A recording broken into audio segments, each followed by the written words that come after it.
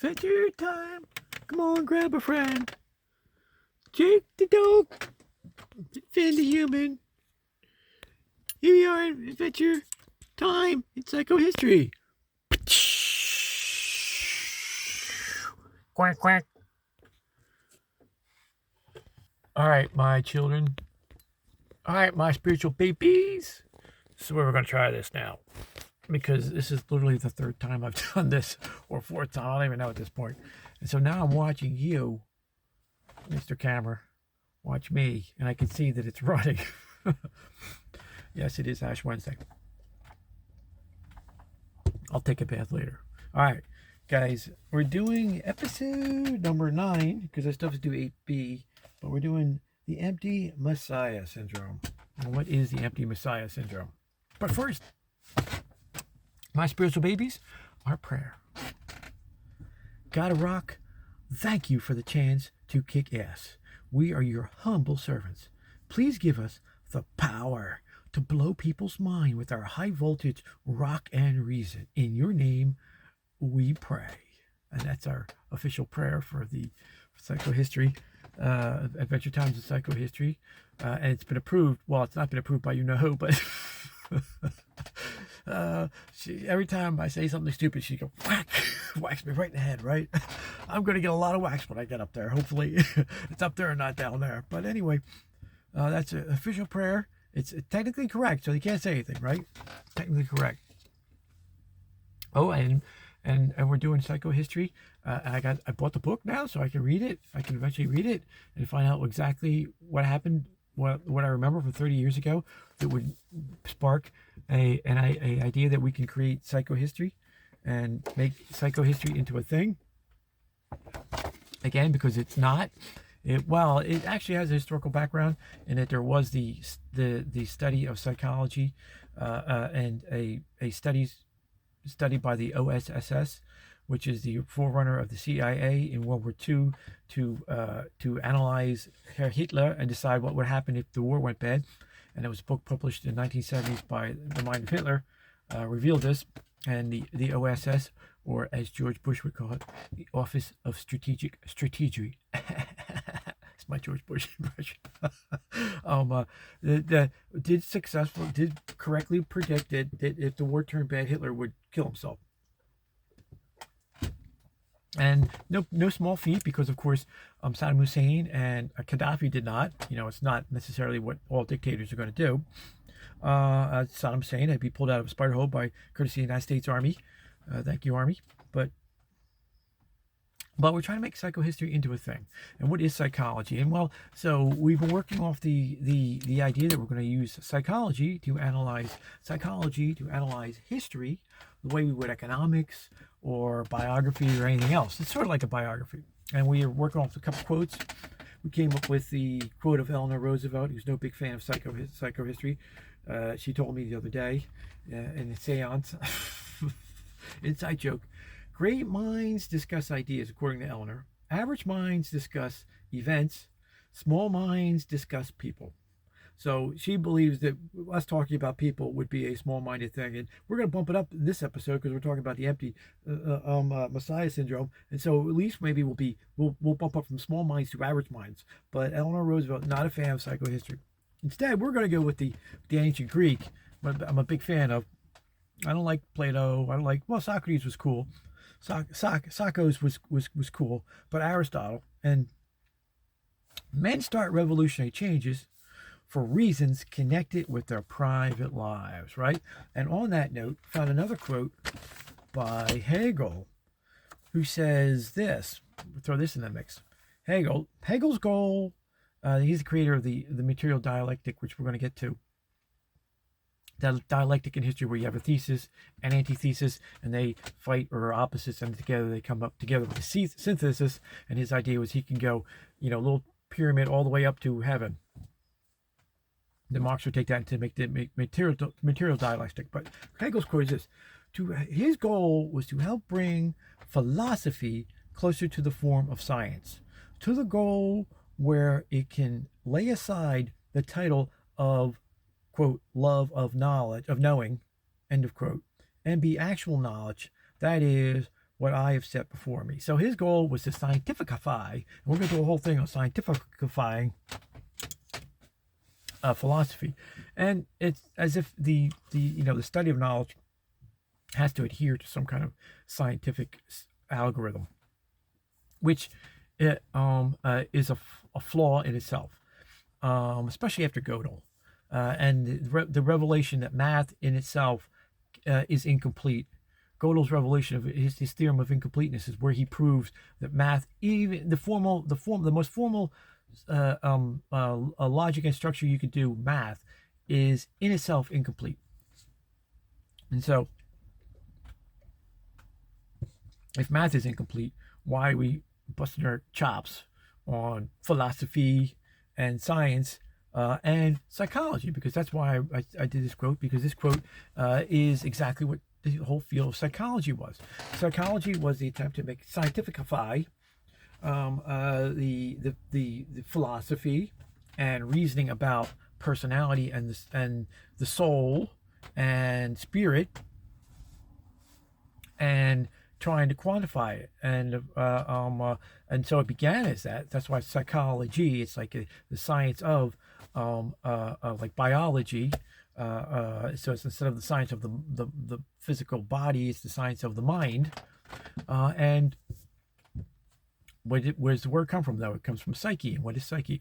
If you look back at the ancient translations, when Paul is using the word psyche in ancient Greek texts, he's referring to soul. I like the Latin, de anima, the animating spirit, the animating and then if you throw a little English in there, it's like my hybrid combination would be the inner animating world, the things that make a being motivated to move, to drive, right? The psyche, the soul, the spirit. And so in a sense, psychology was started as that, and so we're going to apply that study to the study of history. Now, history in itself, this is a bastardization. History in itself has its own historiography, and it's got way better tools, cliometrics, which we're going to get to, economics, statistics, to study history, geography. We're going to do a little bit of today, Frederick Jackson Turner. But the idea is we want to make psychohistory a thing, because it's not a thing. And yet it seems to be working really well as we're on episode 9. And it comes up, the empty Messiah. Of course, the empty Messiah. I've got derailed on this one because the Putin was on TV, and Putin is a dictator, El Presidente for life.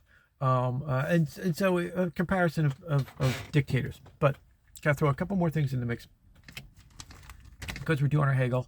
We're also going to throw in, and we got our quotes where we are with psychic history, the Volksgeist, which is the people spirit, the national spirit from Hegel, and then the Weltgeist, which is the world spirit, and then the Zeitgeist, the spirit of the age. And so Volksgeist would be the people, the spirit of Germany.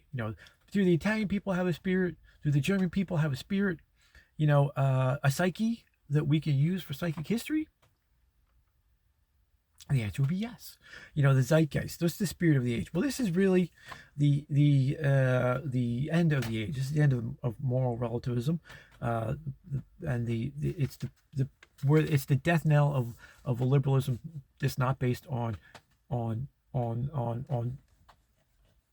there, and you see it, the perfect image or representative of this age, I would say, is the zombie, and the advent of the zombie TV show and movie. Like, I watched Walking Dead. I'm sure we all did. I'm all pro Rick when he's in Rick mode, killing all the zombies. Unfortunately, he's sitting there going, I want to be Farmer Rick. And, and it's like, oh, that's the dumbest thing ever. Farmer Rick is the one who gets everybody dead. Just like Yoda. Didn't notice that the Emperor, the Palatine was the Sith Lord? What the hell? And Spock screws up Star Trek, too. It's like all these, they're the ones that are screwing the things up. Yoda screws up, Star Wars. Anyway, So that's so we're going to talk a little bit about the empty Messiah. What is the empty Messiah syndrome? Well, you can draw a parallel. Of course, Messiah is from ancient Israel, and the ancient Israelis, they were taken over by so many people, the Babylonians, the Assyrians. They believed that there would be another Messiah, Moses, but even better than Moses, a leader that would, with sword and shield, throw off their the Greeks or the Romans, their oppressors, and they would take sword and shield to the enemy and free the ancient people of the ancient Jews. Along comes a fellow named Jesus, and this guy goes, no, I'm the Messiah, and not only that, I got way bigger plans, dude. I'm saving all mankind. Right? Because I'm on a mission from God, literally. and so he's the real Messiah, and as the real Messiah, he goes and he knows we know he's God because he's in the garden. He's bleeding tears. His tears are blood because he knows he's going to be executed because he is God. He has foreknowledge. We now know from the study of science that that is a rare syndrome. Happens rarely for people who are about to be executed as they bleed tears of blood. Their stress is on such a level that creates a physiological change in them. So he goes. So he carries. He's scourged. He's horribly beaten, horribly scourged, and crucified. Dies for all mankind's sins. He's the real Messiah. The empty Messiah is the syndrome where people fall for the idea that this strong man, and so in a lot of ways it's really just the strong man of history, the Napoleon, the Genghis Khan, the Caesar, the emperor, the pharaoh god king, who's going to save us all and save save the people. In a lot of ways it's just that, but the empty Messiah though is it's the next step beyond that. It's the I'm going to save all mankind through saving these particular people, but the Hitlers, the Putins, the Mussolinis, the Saddam Husseins, the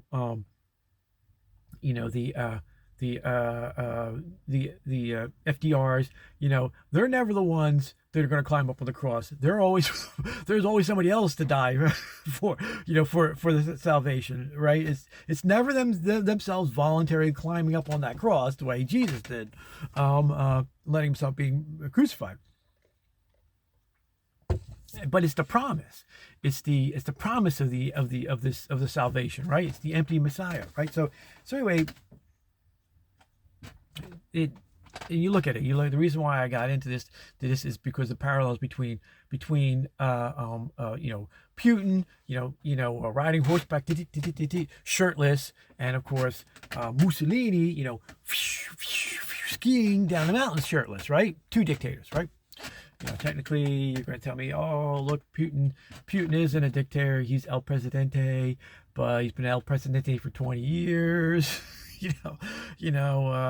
And unless you believe that Russian businessmen have some kind of genetic predisposition to vertigo and keep falling out of the balconies, what kind of maniac murders people that are dissidents, that don't follow his line on foreign capitals? Well, a particular dictator man named Putin. Anyway.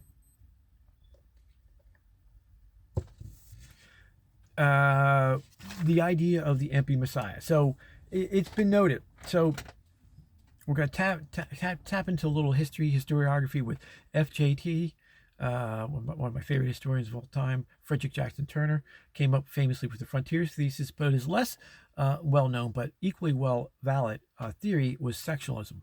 And what he noted was that there's in geographic areas, there's a cultural dynamism, economic dynamism that leads and takes charge. A genetic maybe component like the Scotch Irish and tradition. Now he noted mainly, like if you look at any particular American state, you'll see that the state capital began in the east, and then through sectionalism wound up right in the center of the state. Every state's like that, and part of that can be attributed to sectionalism. Eastern part of the states fights the western part is, they look down on the western side fights back, and next thing you know, you have a compromise, and you're in the middle of the state for the state capital. Sectionalism. He noted that there's a difference between the northern states and the south and southern states. There's also a difference between the east and the Midwest and the western states, and he chalked up to sectionalism. But just like there is a difference in America between the north and south, southern states, there's also a difference in between North America and South America, and even in like Brazil, between northern Brazil and southern Brazil. Will this dynamism tear it apart, split it up? Is it too big? Blah blah blah. Sectionalism. Also, though, for our purposes, there's a sectionalism in Europe between northern states and the southern states, and this is all part of why we're getting to the empty Messiah. So in Europe, it's been noted, not by me, but by really smart people, that if you look at the divide between Protestants and Protestant kingdoms and Catholic, the ones who remain Catholic, it pretty much parallels the old Roman Empire lines. And so the argument to Catholics is, well, the northern countries and kingdoms are, putatively, Christian, but it really just didn't take there fully. It really took down south, and that's why the southern, Spain, France, and Italy, stayed, and Romania stayed Catholic. I know Poland's like an outlier, and it doesn't always line up exactly straight. But if you look at the split of Germany, the parts that stayed Catholic, Germany was like 300 different principalities, and the ones that were Catholic, Roman Empire. So it does seem to hold sway for that to a degree. Not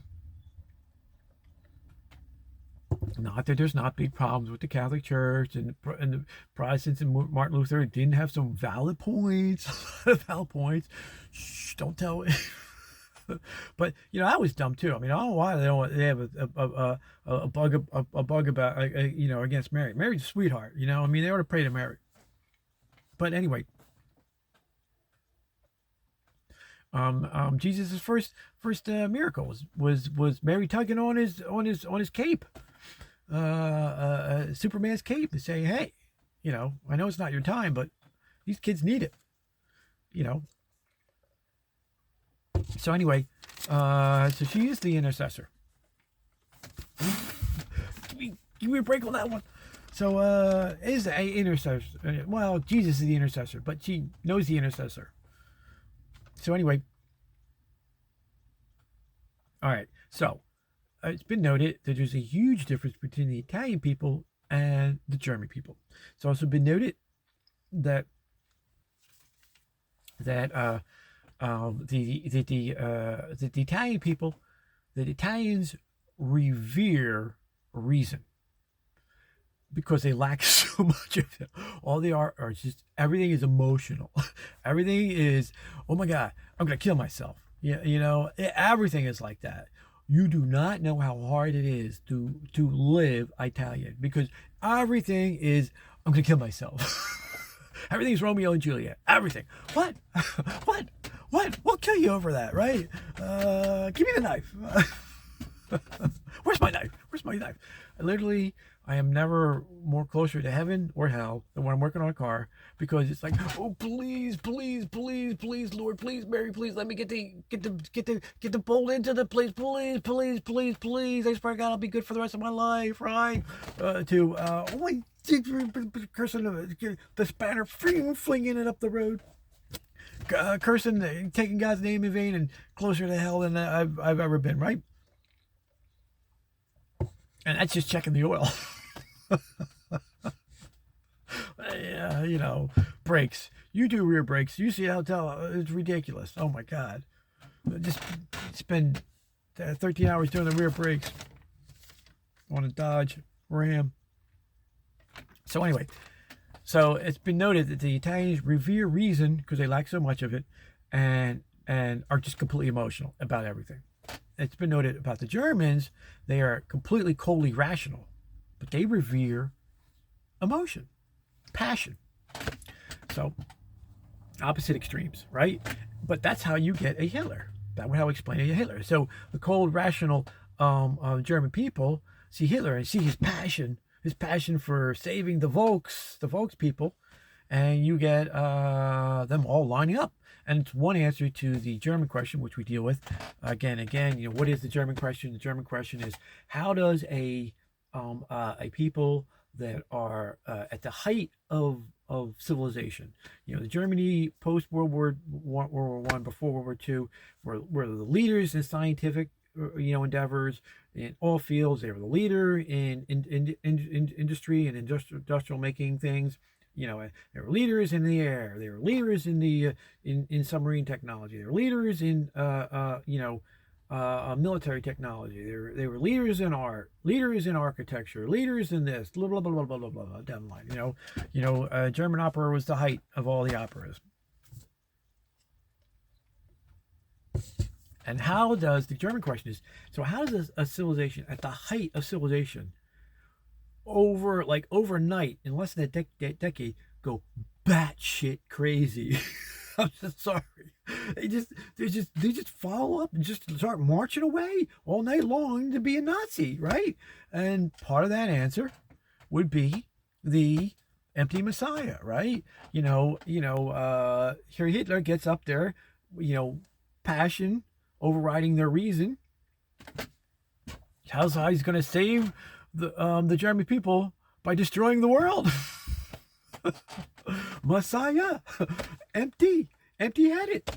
Well, his religion was Darwinism. We did a whole go check that episode. But anyway, empty Messiah. Now note that did not work in Italy, and note that it is currently in play in Russia. Look at Russia. And so let me first do Italy.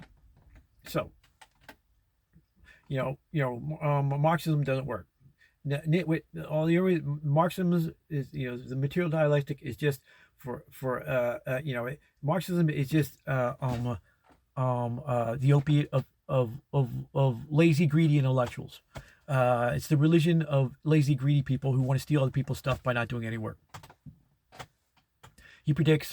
Marx and Engels predict that the German proletariat is going to rise up and overthrow the bourgeois, right? And the English proletariat is going to rise up and overthrow the English bourgeois, right? And the Italian workers are going to rise up and overthrow the Italian bourgeois. Blah blah blah blah blah. Bullshit, didn't work. World War I comes along, and the German workers rise up and go fight the English workers, and the Italian workers rise up and fight the Austrian workers, and there's no bourgeois. Bourgeois are leading it, right? And they're leading it all, and they all die. Everybody's dying. So after World War I, they go, well, that didn't work, right? The communism didn't work. So Mussolini or Gentili,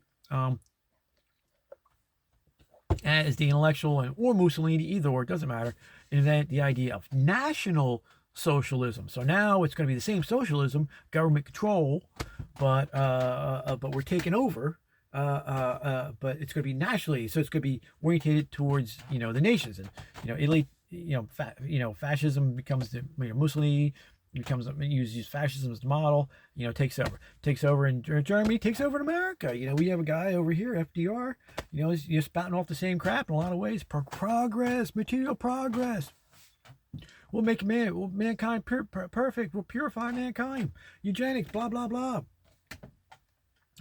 He's a strong man pretending to be strong. He's got polio. He's just admitted he had polio. And yet he's elected for life. He is.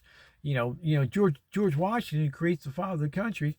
Jefferson and Madison, the two greatest political thinkers of all time, probably, other than Jesus. They see, well, George Washington only had 2 terms. We're only going to have 2 terms, right?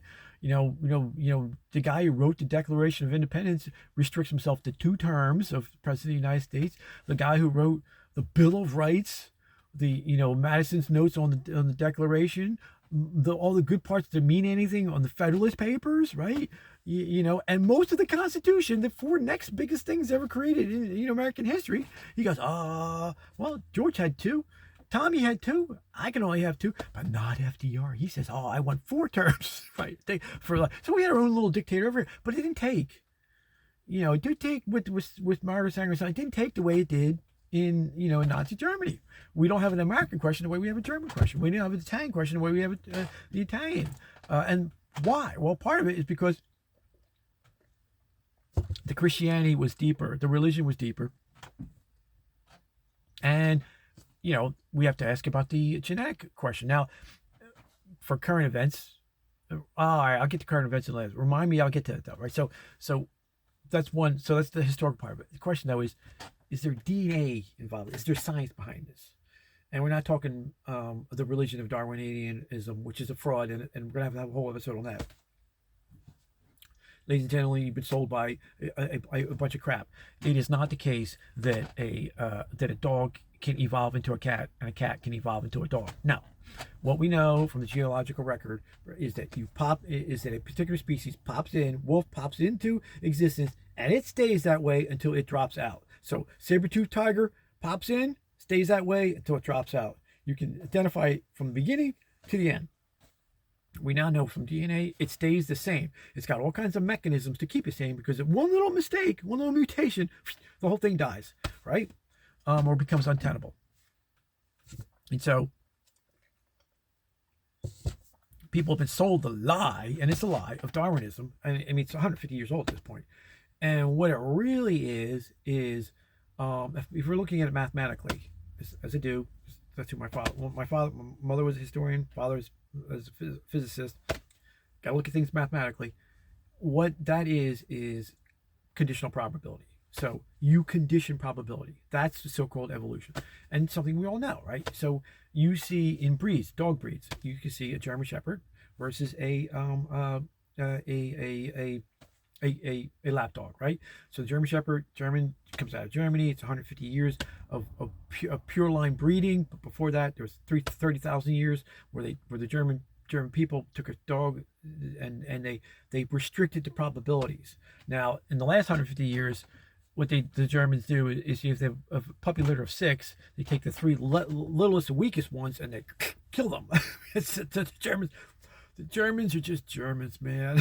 So, no offense to all the Germans. Any Germans in America, you're the good ones. You got out, but I'm telling you. So they purify. They're pure lines, and so that the German Shepherds are like, they have the ears are this tall, and everything is measurement, and they're perfect. Contrast that to the Dutch Malinois, which is right next door. The Dutch Malinois they only breed for 2 things for characteristics: bite strength and speed. And so they are a protection dog like the German Shepherds, but they move the speed of a Doberman and have a bite almost of that of a Rottweiler. So they come in sizes. In my old sergeant's Renko was 110 pounds, but they also come down as little as like 30 pounds, like Santa's Little Helper. They're dogs that look like Santa's Little Helper in Simpsons, in the Simpsons show. And they look like a mutt, and yet they're bred, for this goal of protection, for 2 things: speed and strength of bite, versus the Shepherd. But you can condition the probability. So if you want a tall dog, then you only let tall dogs breed, and you will have tall dogs. If you want short, little tiny little cookies, then you breed only any tall dogs. Right? So if you condition the probabilities on the intake, you will condition the outcomes on the outtake, right? And so we know from Mendelian biology, and this is the split peas, the color peas, that there's 2 alleles. You have blue eye and brown eye, right? Blue eyes are recessive. So if you want, if I, for example, I have 9 children. I have I have a brown eye from my father, who's all Italian. My mother was English with 2 blue eyes. So she had 2 blue eye alleles. So she's got blue eyes. My father had 2 brown eyes. So I get 1 brown, 1 blue. And the ex's mom and dad both have blue eyes. So she has a blue and a blue. So blue and a blue and a brown and a blue. I have a 1 in 4 chance of my kids having a brown eyes. Once they have brown eyes, the brown eyes are dominant. So 9 kids, and numbers 6 and 7 have brown eyes. So 1 out of 4, 1 out of 4, perfect Mendelian split. Of course, it's the 6th and 7th. It doesn't matter because there's a law of large numbers, which is probability.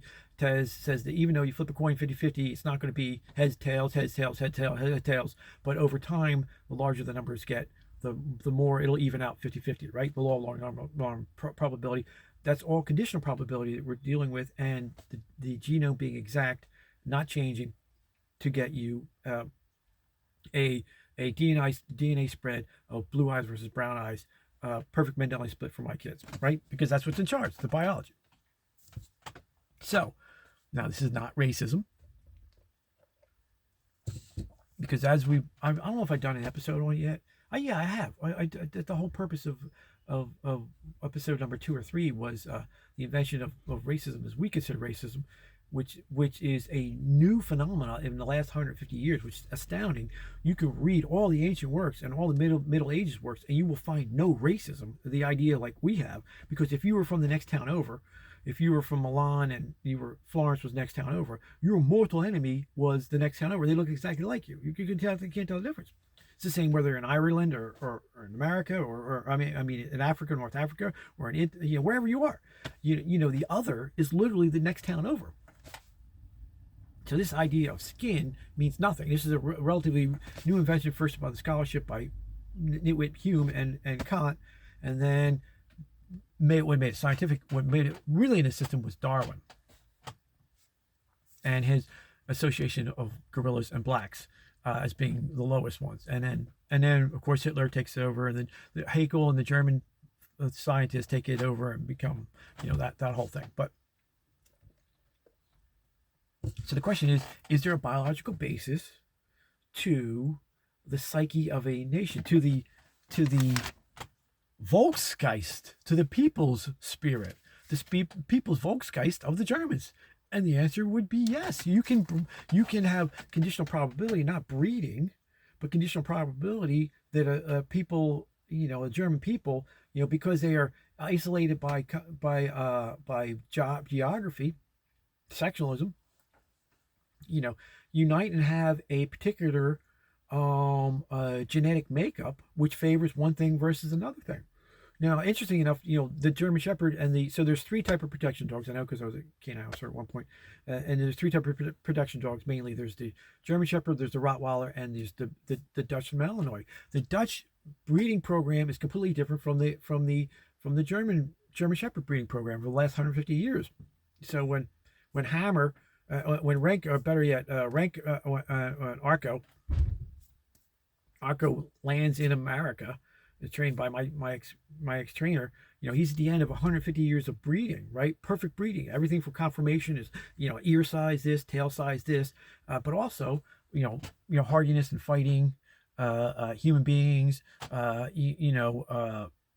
agility, blah, blah, blah, and all the rest of it. The Dutch, they don't know any of the breed lines. They don't know who any of the parents are. You can go back from Arco, from my dog Hammer, all the way back 100 and 150 years, from parent to parent to parent. They know exactly, so there's no inbreeding, and so that there's they get their trying to goals. They're trying to kind of confirm a condition of probabilities to get a exact product. It's the exact opposite in the Dutch program. They're using the American mutt method of all we care about is the meritocracy, is speed and bite. And so a Dutch Malinois moves literally at the speed of a Doberman, and hit. But there's other tricks that they use too. It's in the end, there's all kind. I could do a whole shows on the difference between Dutch Malinois and German Shepherds. But there are physical characteristics, but there's also mental characteristics. For example, the German Shepherd, because it was originally a shepherd and was in the commune of the German tribes, is super social, right? And so you can't put any bite work in a German Shepherd until age 3, to like 2.5 to 3, because you'd screw it up. It's like giving a kid a gun, right? Whereas with the Dutch Malinois, they don't have that. And so it's 6 months and you can put bite work into them. But there's a huge difference with that because a German Shepherd can figure things out. It's really, a German Shepherd is unbelievably smart. It's the equivalent of like a 10-year-old. And they can problem solve things. But they also no, like we had a, and Rottweilers are the same thing in the same way. We had a Rottweiler who was a trainer for the unit, and literally everybody worked with this Rottweiler first because the Rottweiler knew all the rules, knew what was going on. So at some point he would just look up at you and go, huh? Yo, idiot, you're doing it wrong. Right? He's social like that. Now, a Malinois is not going to do that. A Malinois is just going to go, it doesn't have the social ability. It doesn't have the socializing that the Rottweiler and the German Shepherd have bred into it, because there's social characteristics that are genetically modified. Like a wolf, we had a wolf named Yukon who was completely useless. It was the size of a bear. This thing was unbelievable, the size of this wolf, its head. But it would never bite a human being because the human being is too big. Now if you have 2 wolves, you got a big problem. Or 3 wolves, you got a huge problem. But 1 wolf, you don't have a problem, even though the size of the thing, because you're too big for it to eat in its mind, and so it could care less about you. So you can't work a wolf this more than 25% wolf. 50% wolf, I think. There's a ratio that you can't. It won't listen to it won't bond to a human being at all. It could care less about human beings. And that bonding, which has been happening over 30,000 years for dogs, I think it's 8,000 years for cats, and you can see them progressively breeding cats even more to bond more and more and more with human beings. Eventually they'll get like a dog, but it's still not going to be a dog. Okay, it has different characteristics. And everything you'll be able to identify from the record from all the other cats. But over years, you can see, just like you can in dogs and versus human beings. Now, this is not racism. There are, as we all know, from the great St. John Paul, all dogs go to heaven. Hammer is up in heaven with my mother right now, right? Arco's up there, I'm sure, right? Little Cookie, my little sister's little lapdog, is going to heaven real soon. Uncle Joe, if he doesn't go yep to Uncle Joe and Uncle Christopher, one of them's going to step on him. But then Cookie, even though Cookie is only this big and just go like this all the time, it's going to go to heaven, because all dogs go to heaven, right? Just like all people can go to heaven. Dogs are better than people. That's why all dogs go to heaven. But anyway, it's nothing to do with racism. It is conditional probability. And in the conditional probability, you can get characteristics like the Italians versus the Germans, right? Anyway, back to the psycho history. So, the empty Messiah again. Now, just like on the western side of Europe, you had the old Roman Empire. And then you had, north of that, and sometimes the Romans took them, sometimes they fell back because the barbarians beat them. But you have that divide that then gets translated into Catholic and Protestant. And I would argue, the Messiah versus the empty Messiah, because you get to Mussolini, yeah, the Italians versus Hitler. So Mussolini, he invents fascism, right? He invents national socialism, right? He gins up all the Italian people. We're gonna have the fascists. We're gonna have the Roman Empire. We're gonna go get the world, guys. We're gonna make a bunch of horrible looking buildings, and we're over here, and then we're gonna all march, just like the Germans, and take over the world, a new Roman Empire, right? And the American and the Italian people go, yeah, you got it, El Duce, yeah, we're with you, El Duce, and the first chance they get, surrender. Now, the Italian people are some of the greatest fighters of all time, right? And in World War I, we know this is the case because they fought the Austrians in the mountains, grenade to grenade, and it was the most brutal fighting in World War I, right? I mean, it's you hear all on the Western Front because everybody thinks, oh, it's the English and the French, blah blah blah, and then the Americans, right? You never get the war was. There was the eastern part, and then there was the southern part too. The Italians were on the side of the Allies against the Austrian powers, and at that point, without a doubt, some of the most brutal fighting at all, right? So it wasn't like the Italian people weren't as as brave or as good at fighting as the Germans. Well, the Germans had that. The Germans, it's that great combat where it's Robert Duvall's playing the Nazi officer, and he asks the American, so they're talking, and the German can't believe that the American caught him, and he goes, how'd you catch me? I've been doing this for years. I have a degree in military strategy and a master's in it, and he goes, well, how I've been in the army for like 10 years. How long you been in the army, Lieutenant? And the lieutenant goes, 8 months. And he goes, well, did you go to West Point or anything like that? And the guy goes, ROTC? Does that count? There's a couple months experience, right? The American way. But he's, that's an Italian guy. So, the American tanks fought in there, and the America's credit, as much as they say is, most of the Italians, a few of them wound up and a few of the Jews wound up in the European theater, but most of all of them, are all dotting, the islands in the Pacific, because that's where they fought, against the Japanese, so that the Italians and the Germans wouldn't kill them. But anyway, the Italian people could have followed in march step with Nazis, but they didn't. It didn't take. It's because when the empty Messiah shows up, they're going, yeah, sooner or later we're gonna have to hang that ass, and they did. And El Juju got hung. They hung his wife too, which is probably not a nice thing to do, but maybe she deserved it. I have to look into that. But anyway.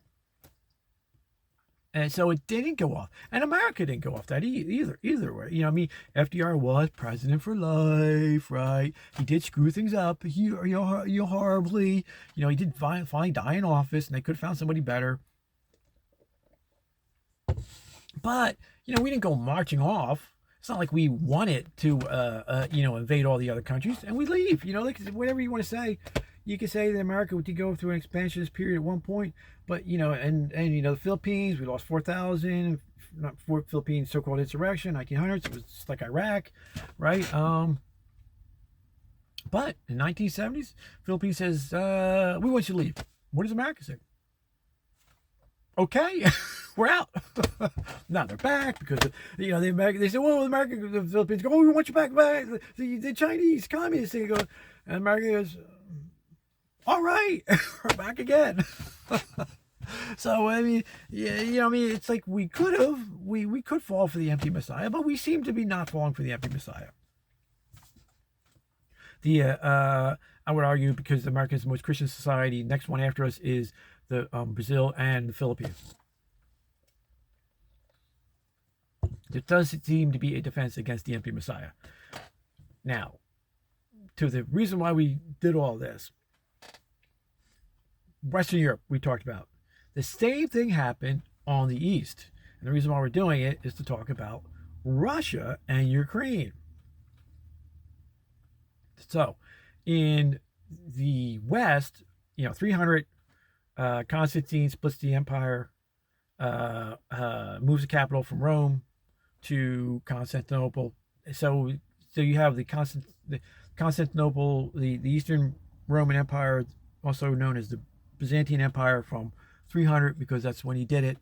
Although there was, a split, but the Roman Empire survived until it didn't survive and was wiped out by the barbarians around 500s. But the Eastern Roman Empire, Byzantium, lasted from 300 to amazingly like 1540. Is it 1540? 1560s. 1460s. Past the discovery of America, which is absolutely amazing if you think about it. Over 1,000 years.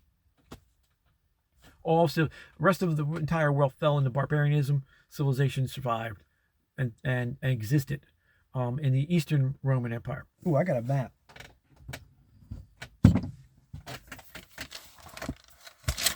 Oh, man. I can't believe I lost my map. I can't believe I lost my map in here. I got a whole book on Rome, and you would think I have the... well. Anyway, the Eastern Roman Empire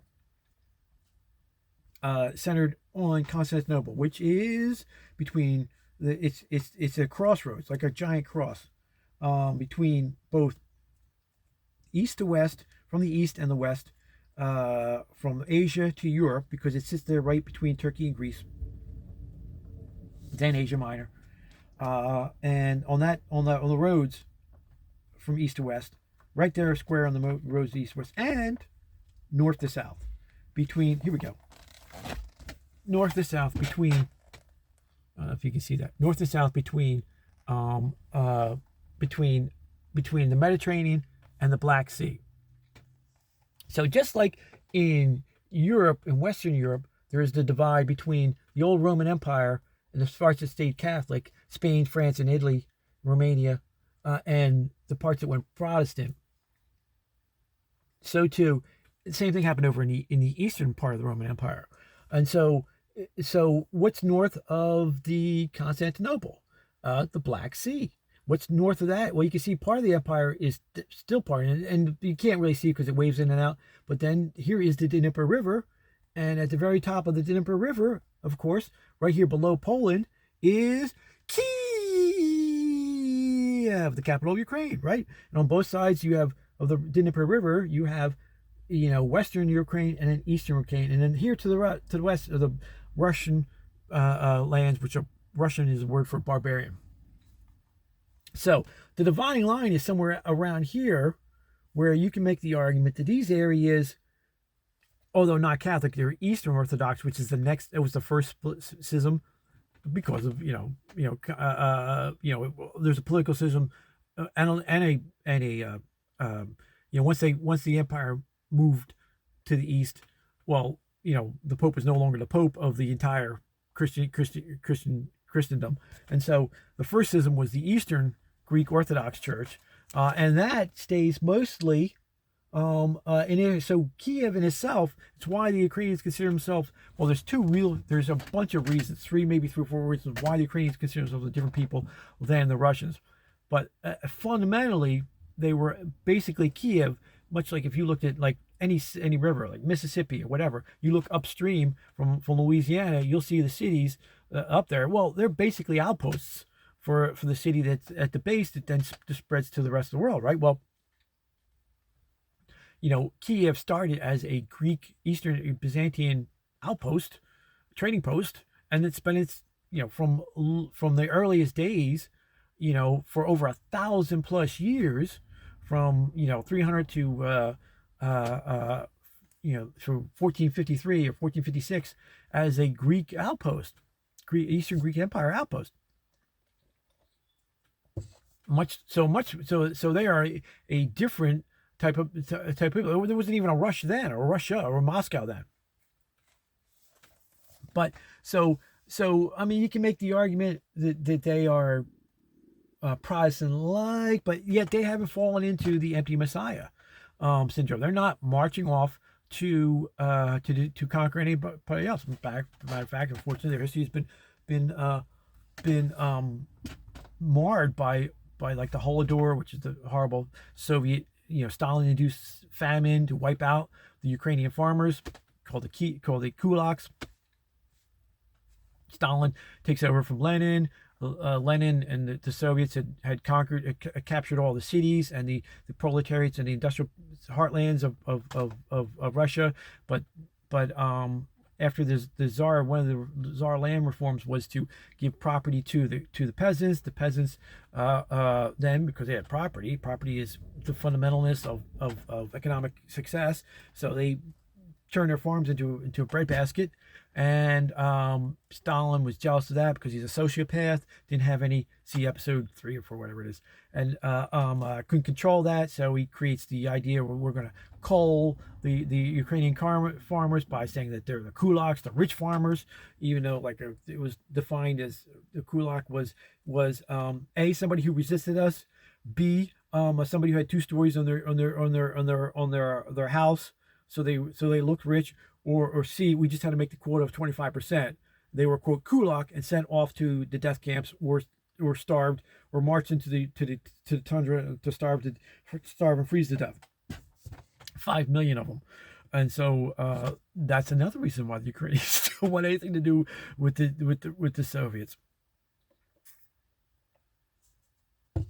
But these reasons, you can draw the line that there is a difference between the Ukrainian people and the Russians. And look at the Russians. The Russians fall hard, head and heart for the empty Messiah, for Putin, right?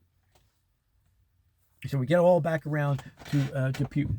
Here they are, marching off into the drone death and meat waves after meat waves, into drone deaths of the Ukrainians in the Ukrainian-Russian war. Putin, I'm the strong man. I'm the empty Messiah. I'm gonna bring back the Soviet Union. We're gonna have world empire. And there are propagandists in Soviet Union right now. I watch some of their TV shows, and they're saying, oh, complaining, we don't have borders. The whole world is our border. To them, they own the world. And falling for the empty Messiah. And so, just goes to show you that there is no such thing as current history, because all current history is derived from the past and past strains and past lines. Oh, by the way, here goes my other map that I was going to try and floss onto you. But it's really not a straight line because Poland's over here somewhere. And that's its own thing. Yeah, I know it's Catholic, but probably because of the Eastern, when it's living as the Eastern Empire, it was only free for between World War I and World War II, and now. And so that would be our exposition into psychic history. So let's wrap this up. Is there a thing called psychic history? Well, we just showed that there's a genetic component and a historical component to Hegel's Volksgeist, to the national spirit, right? We just showed that it worked. We just showed that there is in history. We just showed that it's been in the past and it's affecting us today. And son of a gun, psychohistory seems to be working out like it's a real thing. I might have to write a book. And we've also identified the Italians have no reason. They are just insane. They're just emotional about everything. Like, I'm going to cry right now. When I turn this off, I'll be crying all the time. That was horrible. This is my third time. If this doesn't record, I'm going to be like, I'm going to kill myself. But it looks like my spiritual babies, psychohistory is working out. Okay, Mary? And for that, my children are just gonna leave it with, as my brother Jim always says, it's all good, my spiritual babies. And I'll see you on the next episode. Peace out.